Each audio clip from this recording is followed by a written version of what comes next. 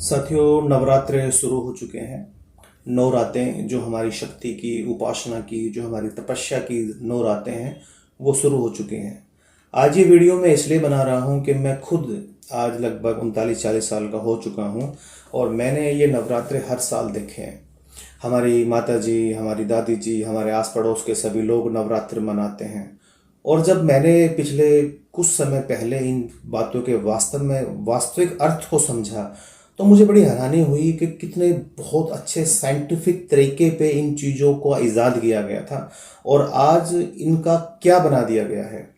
कितने ज़्यादा लोगों ने इनको लेकर के इनका मैनिपुलेशन कर दिया है। इनके सही अर्थ को समझ के हम पर्टिकुलर किसी को मनाने में लग गए हैं, हम पर्टिकुलर किसी को खुश करने में लग गए हैं और जो उसके पीछे की साइंस थी, उसके पीछे का विज्ञान था, उसको भूल चुके हैं। ये बात मैं मानता हूं कि इंसानी स्वभाव है, उसको कहानियां ज़्यादा पसंद आती है, उसको ऑब्जेक्ट पसंद नहीं आते हैं। एक छोटा बच्चा माँ से पूछता है, दादी माँ से पूछता है, दादी अम्मा कहानी सुना दो। अब तो खैर वो दौर भी खत्म हो गया। कहानी सुनने के लिए बच्चे मोबाइल पे बैठ जाते हैं, लेकिन जब कहानी सुनने की बात आती तो वो कहानी ही बोलता था। वो ये नहीं बोलता था दादी अम्मा ऑब्जेक्ट सुना दो, कोई ऐसा हमें कोई ऐसा समीकरण, कोई ऐसी युक्ति समझाओ। वो कहानियां सुनना पसंद करते थे, हम भी कहानियां सुनना पसंद करते थे। उसकी वजह यही थी कि कहानियां जल्दी समझ में आती है, कहानियां जल्दी समझ में आती है। और हमारे पुराने जितने भी हमारे पर्व हैं, उनके पीछे एक बहुत बड़ा साइंटिफिक अर्थ है। लेकिन दोस्तों, उस अर्थ को अर्थ ना रह करके हमने उसका कुछ का कुछ बना दिया है। आज हम लोग नवरात्रों की बात करने वाले हैं। इन 9 दिनों में जिन 9 देवियों की हम लोग पूजा करते हैं, जिन 9 देवियों को हम लोग मनाने में लग जाते हैं, उन 9 देवियों का वास्तव में अर्थ क्या है, आज हम इस बारे में बात करने वाले हैं। और जब आप इस चीज़ को जानोगे तो आप समझ पाओगे कि कितनी बड़ी सच्चाई आप लोगों से छुपी हुई है और आप लोग उस सब को छोड़ के कुछ और ही करने में लगे हो। अगर आप वो सारी चीज़ें जान लें तो आप अपने अंदर इतनी ज़्यादा शक्ति का सृजन कर सकते हैं, इतना ज़्यादा विचारों में परिवर्तन कर सकते हैं और वे सारी चीज़ें आपके कैरियर में, आपके परिवार में, आपके समाज में, आपके राष्ट्र में कितनी ज़्यादा योगदान दे सकती हैं। आज हम इस बारे में ये वीडियो बना रहे हैं जो नवरात्रों के ऊपर है, जो हमारी 9 देवियों के ऊपर है। 9 देवियों के ऊपर हालांकि 9 वीडियो बनने चाहिए, लेकिन मैं आज इस पूरे वीडियो में उन सबको बता दूंगा ताकि आप आज ही इसको जान करके बाकी सभी दिनों में उसका इस्तेमाल कर पाएं। एटलीस्ट आप अपने आने वाली पीढ़ी को भी इस बारे में बता पाएं। ये जो समाज में धर्म परिवर्तन हो रहा है, ये जो सास बहुओं की लड़ियां जो लड़ाइयाँ हैं, ये जो हत्याएं हो रही हैं, ये डिवोर्स हो रहे हैं, ये आपसी तनाव है, इन सब का कारण यही है कि आपने अर्थ को नहीं समझा है। आप मूर्ताओं को पकड़ के बैठे हो, आप वो सब चीज़ें पकड़ के बैठे हो जिनका आपके जीवन से कोई लेना देना नहीं है, उसका कुछ नहीं होना उन चीज़ों से। वे चीज़ें कई सौ सालों से चल रही हैं, लेकिन उनका समाज में, आपके परिवार में कोई अब तक फायदा नहीं हुआ है, लेकिन फिर भी हम उसको लेकर के चल रहे हैं क्योंकि प्रथा है। प्रथा कुछ नहीं है दोस्तों, उसका अर्थ समझिए। कोई भी चीज इसलिए सही नहीं हो जाती क्योंकि हजारों लोग उसको कई सौ सालों से कर रहे हैं, इसलिए वो सही नहीं हो जाती। उसका अर्थ होना चाहिए, उस अर्थ के पीछे उसका कुछ आउटपुट होना चाहिए। सिर्फ इसलिए नहीं क्योंकि लोग कर रहे हैं मैं भी इसको करने लग जाऊं। आज हम लोग 1 बाय 1 सभी के बारे में बात करते हैं। नवरात्रों में हमारी 9 देवियों में जो पहली देवी है उसका नाम शैलपुत्री है। शैल का अर्थ होता है दोस्तों पत्थर। पत्थर यानी चट्टान। हिमालय की तरह आपका जो स्वभाव है, जो आपका व्यक्तित्व है, वो हिमालय की तरह मजबूत होना चाहिए। ये पहली देवी इस बात की प्रतीक है। आपका व्यक्तित्व, आपका संकल्प इतना मजबूत होना चाहिए कि कोई उसको हिला ना सके। जब आप जिंदगी में कोई संकल्प लेते हो तो दोस्तों, वो संकल्प सिर्फ संकल्प लेने से पूरा नहीं हो जाता है। उस संकल्प को लेने के लिए, उस संकल्प को पूरा करने के लिए स्ट्रेटेजी लगती है, उसमें आपका श्रम लगता है।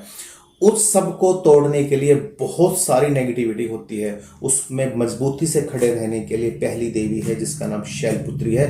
आप अपने आप को शैल जितना, पत्थर जितना, चट्टान जितना, हिमालय जितना आप अपना मजबूत बनाएं ताकि कोई भी आकर के आपको टिका ना सके। इसका अर्थ ये नहीं है आप गलत जिद पकड़ के बैठ जाएं कि नहीं मैं तो ये पढ़ लिया कि अपनी बात को मान के रहूंगी। उसका अर्थ ये नहीं है कि आप कोई गलत जिद, कोई गलत धारणा पकड़ के बैठ जाए, ये बोले जी मैं तो ये वहां से पढ़ा था। नहीं, वो चीज आपके परिवार के लिए, आपके लिए, राष्ट्र के लिए, समाज के लिए सही हो। ऐसा आपका संकल्प, ऐसा आपका विकल्प होना चाहिए जो आपको हिला ना सके। जो आपको वहां से डिगा ना सके। आपका पहला दिन इस बात पे जाना चाहिए, नवरात्र का पहला दिन आपका शैलपुत्री देवी आपको ये सिखाती है कि आप संकल्प की शक्ति को बढ़ाइए, अपने आप को मजबूत बनाइए, ताकि आप हर वो काम कर सकें जो काम आप करना चाहते हैं। ये पहला दिन इसके ऊपर है। क्या आपने आज ऐसा है कुछ किया है, या आप माता को मनाने में लगे हुए हैं? क्या आप माता को मनाने में लगे हुए हैं, या ऐसा कुछ आपके परिवार में आपकी पुत्र वधू, आपकी बेटी, आपकी दादी माँ, आपकी चाची, आपकी ताई ये सब चीजें कर रही हैं? क्या आप ये कर रहे हो? ये सिर्फ महिलाओं से जुड़ा हुआ नहीं है, ये आपसे भी जुड़ा हुआ है और 100% आपसे जुड़ा हुआ है। आप वो सब चीजें कर रहे हो, या फिर आपने कुछ लाइनें बना ली कि ये चीजें मुझे करनी है, मुझे आज से नमक नहीं खाना है, मिर्ची नहीं खानी है, मांस मदिरा नहीं खाना है। अच्छी बात है, मत खाइए। अपने आप पे भी काम करना है, अपनी भी शुद्धि करनी है, अपने भी संकल्प की शक्ति को आपको बढ़ाना है। दूसरा दिन है हमारा ब्रह्मचारिणी। ब्रह्म का अर्थ होता है दोस्तों ज्ञान। आज अपने ज्ञान को बढ़ाना है आपको। आज से आपको संकल्प लेना है कि आप प्रतिदिन कुछ सीखेंगे। आज से आपको ये संकल्प लेना है कि आप एटलीस्ट किताबें उठा करके पढ़ना शुरू करेंगे। आप एटलीस्ट अपने लीडर के पास, अपने कोच के पास, अपने शिक्षक के पास कुछ समय बिताएंगे, सीखना शुरू करेंगे। लोगों ने पढ़ना बंद कर दिया है। फिर से पढ़िए किताबों को, फिर से गीता को उठाइए, फिर से उपनिषद उठाइए, फिर से पुराण उठाइए। एक बार उठा के देखिए, एक बार वेद उठा के देखिए, अपने ज्ञान को बढ़ाइए। जब तक आपको नॉलेज नहीं है, आपको ज्ञान नहीं है, आप साइकिल भी नहीं चला सकते, और ज्ञान होने के बाद आप एरोप्लेन भी चला सकते हो। ज्ञान का बड़ा महत्व है। आप किसी भी फील्ड में हैं, आप डॉक्टर हैं, आप वकील हैं, आप इंस्पेक्टर हैं, आप लॉयर हैं, आप सिंगिंग सिखाते हैं, डांस सिखाते हैं, स्विमिंग सिखाते हैं, आप नेटवर्कर हैं, किसी भी आप फील्ड में है, आपको ज्ञान की आवश्यकता है। अपने ज्ञान को बढ़ाते रहिए। आज का दिन ये संकल्प लेने का दिन है। दूसरा जो हमारा नवरात्रों का दिन है वो इस बात का प्रतीक है कि आप अपने ज्ञान को बढ़ाएंगे। अपने आप से बात करने का दिन है। अपने आप से बात कीजिए, क्या क्या पढ़ना चाहिए। कितनी सारी चीज़ों को आप छोड़ चुके हैं। जिन चीज़ों में आप इंजॉय करते थे वो इंजॉय करना आपने छोड़ दिया है। इस मोबाइल ने आपको जकड़ लिया है। इस मोबाइल को सुनिए, इस सारी चीज़ धारण कीजिए, उसके बाद इसको साइड में रखिए और अपने आप पे काम करना शुरू कीजिए। योग करना शुरू कीजिए, एटलीस्ट पसीना निकालिए सुबह उठ करके, ध्यान लगाइए, अपने ज्ञान को बढ़ाइए। दूसरी माता हमारी इस बात की प्रतीक है।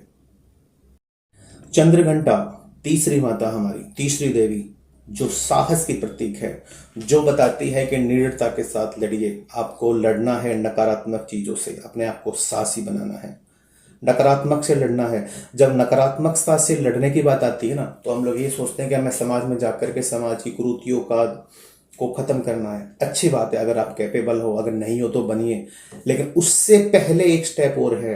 आपके अंदर भी बहुत सारी नकारात्मकता है, उनकी लिस्ट बनाइए। ये तीसरा दिन इस बात का प्रतीक है। आप क्या करने चले हो आज?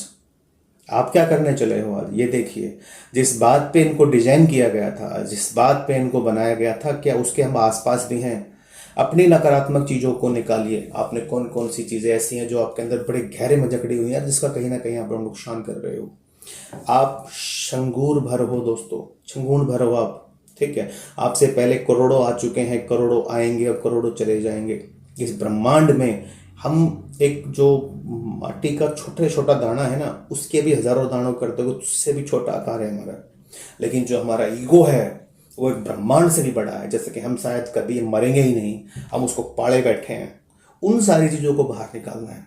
एटलीस्ट जो लोग रूठे हुए हैं उनको मनाइए, जो लोगों को आपने कभी हर्ट किया है उनको जाके बोलिए। ये चीज़ें आपको अपने अंदर से दूर करनी है। ये नेगेटिविटी है, अगर ये आप कर लोगे तो समाज अपने आप सुधराया है। समाज आपसे बना है, आप समाज से नहीं बने हो, ठीक है।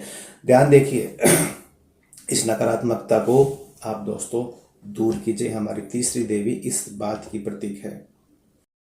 कूष्मांडा हमारी चौथी देवी, जो सृजन की शक्ति बताती है, जो ये कहती है कि आपके अंदर सृजन की शक्ति होनी चाहिए, आपके अंदर नए विचार आने चाहिए, आप नई चीज़ों का उत्थान कर सकें, आप नए विचारों का स्वागत करें। हम इतने ज़्यादा हट कर बैठते हैं कि नई चीज़ों को आमंत्रित नहीं करते हैं, खुद को अपडेट नहीं करते हैं। इस दुनिया में हर बड़ा रेवोल्यूशन नई चीज़ों को आमंत्रित करने से होता है। अगर आप पुरानी चीज़ों को पकड़ के आगे नहीं बढ़ेंगे दोस्तों हर चीज़ से पिछड़ जाओगे, हर चीज़ से पिछड़ जाओगे आप। आपको समय के साथ चलने के लिए सृजन की शक्ति का बहुत ज़्यादा महत्व है। और सृजन की शक्ति जब होगी जब आप निडर होंगे, जब आप चट्टान की तरह मजबूत होंगे, जब आप अपने ज्ञान को बढ़ाएंगे तो सृजन की शक्ति भी बढ़ती है। देखिए 9 दिन को किस हिसाब से डिजाइन किया गया है। जैसे जैसे आपके अंदर गुण बढ़ेंगे, जैसे जैसे आपका व्यक्तित्व चेंज आएगा, वैसे वैसे चीज़ें आपके अंदर अपडेट होनी शुरू हो जाएंगी। और इस 9 दिन के बाद जो एक पर्सनैलिटी बन के निकलेगी, वो दोस्तों इस समाज की सारी बुराइयों को दूर कर देगी, सारी जो गलत धारणाएं हैं उनको दूर कर देगी। हम क्या करने चले हैं इन दिनों में, हम किसको मनाने के लिए बैठ गए हैं, इस चीज़ का ध्यान दीजिए। चौथी माता हमसे क्या कहती है।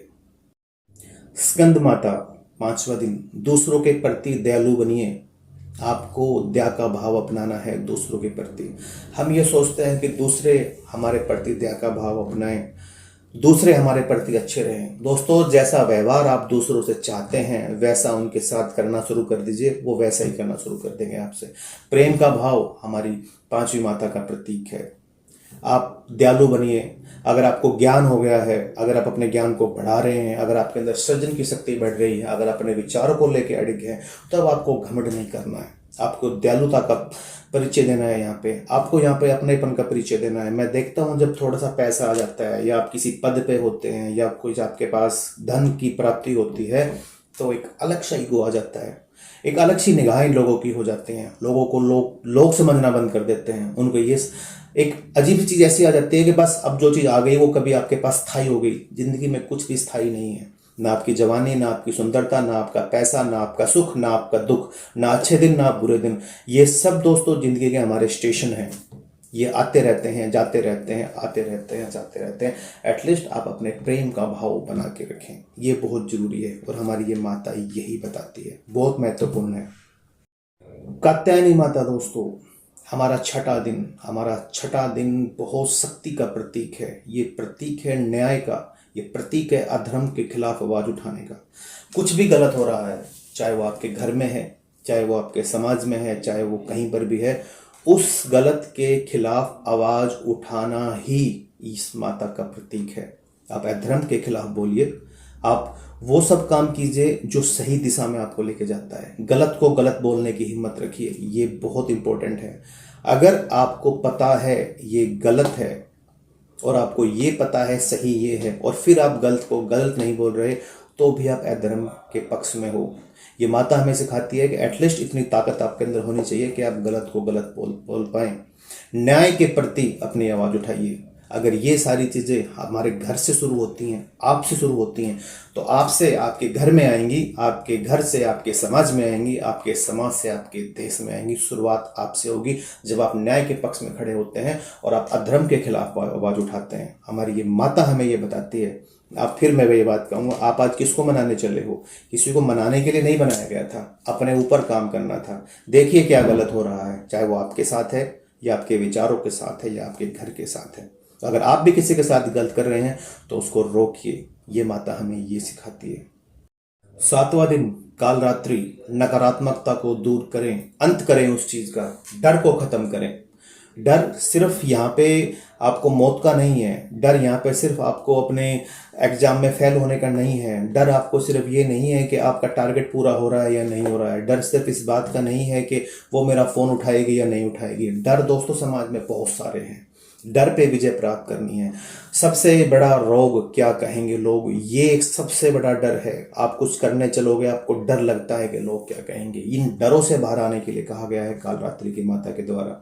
अपने डर को खत्म कीजिए। हर आदमी एक डर बनाए बैठा है आपके अंदर, चाहे वो आप किसी फील्ड में हो, किसी व्यवसाय में हो, चाहे आप दुकान खोलते हैं, चाहे आप किसी भी फील्ड में है, एक डर आपको सताता है। एक डर आपको सताता है। और ये माता कहते हैं कि इन डरों को पहले खत्म करो। डर अपने आप में कुछ नहीं है। डर अपने आप में कुछ नहीं है। डर का सामना करने के लिए कहा है, डर को खत्म करने के लिए कहा है। और अगर आप इस चीज को समझेंगे कि डर कौन कौन से हैं आपके, एक बार लिख के देखिए। आज के दिन अपने 7वें दिन लिखिए आपके डर कौन कौन से हैं। और जब उन डर को आप लिखोगे तो पाओगे कि ये डर है मेरे। और जब एक व्यक्ति आकर, आप एक एग्जाम्पल लेके देखिए, एक प्रैक्टिकल करके देखिए। आपके पास कोई व्यक्ति आता है, अपनी समस्याएं बताता है। अपनी समस्याएं बताने के बाद उसको बोलिए अपने डर लिखिए। और जब आप उसके डर पढ़ेंगे ना, तो आपको हंसी आएगी कि इतनी छोटी छोटी चीज़ों से आप डरे हुए हो। जब वो आपके लिए उसकी चीज़ें छोटी हैं, तो आपके लिए आपकी चीज़ें बड़ी क्यों हैं? उसको अपनी पढ़ाइए एक बार, वो आपको देख कर कहेगा ये कोई डर है, मेरे पास तो इससे 1000 गुना ज़्यादा है। जबकि डर अपने आप में डर है ही नहीं। डर तो आपका बनाया हुआ है, आपका वो काल्पनिक डर। इस डर से मुक्ति पाने के लिए कहा है आज की माता ने। 7वें दिन अपने डरों से मुक्ति पानी है आपको। इतने सारे नवरात्रे हम लोगों ने मनाए हैं अब तक अपने 10 साल के ज़िंदगी में, 20 साल, 40 साल, 50, 60, 70 साल तक हम लोग नवरात्रे मना रहे हैं। लेकिन क्या हमारे डर खत्म हुए हैं? क्या समाज में हम लोग खुश रह पाए हैं? क्या हमारे घर की परेशानियों में अंत हुआ है? क्या हमारे घरों के झगड़े खत्म हो गए हैं? क्या डिवोर्स खत्म हो गए हैं? क्या बच्चियों पे अत्याचार खत्म हो गए हैं? क्या लड़कों पे अत्याचार खत्म हो गए हैं? चल तो रहे ना ऐसे कैसे? क्यों? क्योंकि आप अर्थ पे तो हो ही नहीं। हम तो उस चीज़ों को पकड़े बैठे हैं जो हमसे ऊपर से बताए कि सब ऐसे कर रहे हैं तो मैं भी ऐसे कर लेती हूँ, मैं भी ऐसे कर लेता हूँ। दोस्तों, अर्थ को समझना है, खुद पे विजय प्राप्त करनी है, खुद पे काम करना है। खुद पे काम कर लोगे आप इजिली हर चीज़ को पा सकते हो, हर चीज़ पे विजय प्राप्त कर सकते हो। 8वीं माता महागौरी, आपका व्यक्तित्व शुद्ध, पवित्र, बिल्कुल शुद्ध और पवित्र। जब आप सब कुछ चीज़ें जान लेते हैं, देखिएगा एक कहावत सुनी होगी आपने, अध जल गगरी छलकत जाए, थोता चना और भज गणा। जब आप 7 दिन की सिद्धियां प्राप्त कर लेते हो तो आपके अंदर एक ऊर्जा आती है।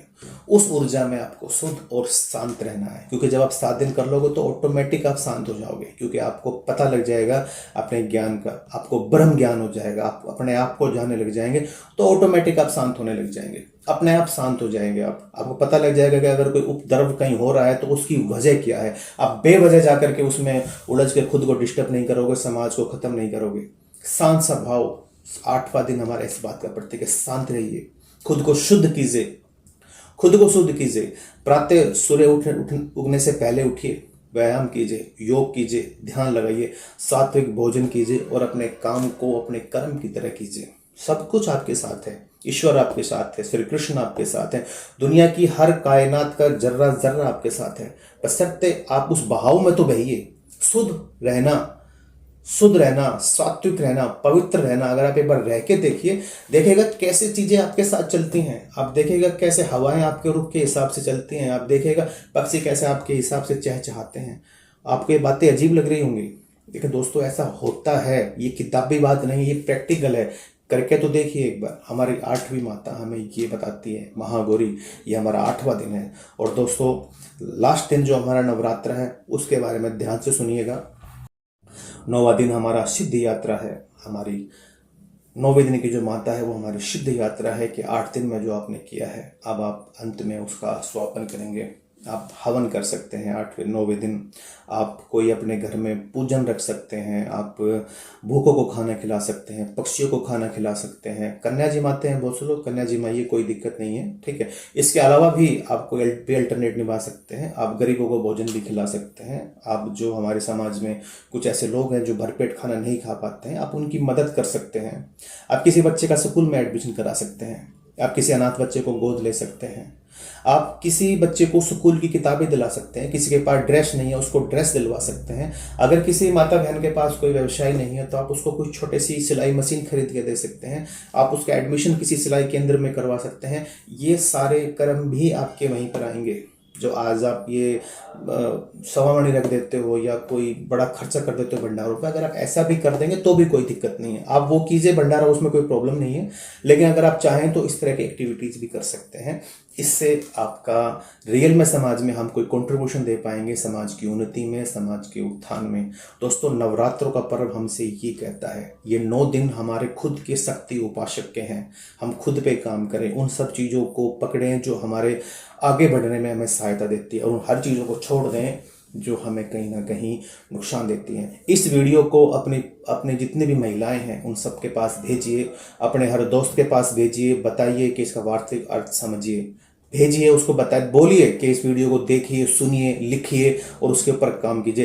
तो आपका दायित्व पूरा होता है, तो आपका दायित्व पूरा होता है। मैंने अपना दायित्व निभाया आपको बता करके। आपका दायित्व ये है कि आप इस वीडियो को जहां पहुंचा सकते हैं वहां पे पहुंचाइए। लोग इसको देखें, समझें, उसके अर्थ को समझें और अपनी ज़िंदगी में उसका उपयोग करें। यही उद्देश्य है, यही हमारा मानना है, इसी में सबकी भलाई है। धन्यवाद आप सभी साथियों का यहाँ तक का ये वीडियो देखने के लिए। मैं नहीं कहूँगा कि इस वीडियो को आप सब्सक्राइब कीजिए, लाइक कीजिए, कमेंट डालिए। अगर वीडियो में कोई दम होगा तो उसको कहने की जरूरत नहीं है। वीडियो में कोई दम नहीं है तो बेशक शेयर मत कीजिएगा, बेशक लाइक मत कीजिएगा। धन्यवाद।